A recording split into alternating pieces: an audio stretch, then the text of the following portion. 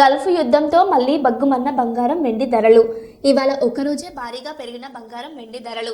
ఇవాళ ఒక్కరోజే కిలోపై 25,000 పెరిగిన వెండి 3 లక్షల మార్కు దాటి మార్కెట్లో కిలో వెండి ధర 3,20,000.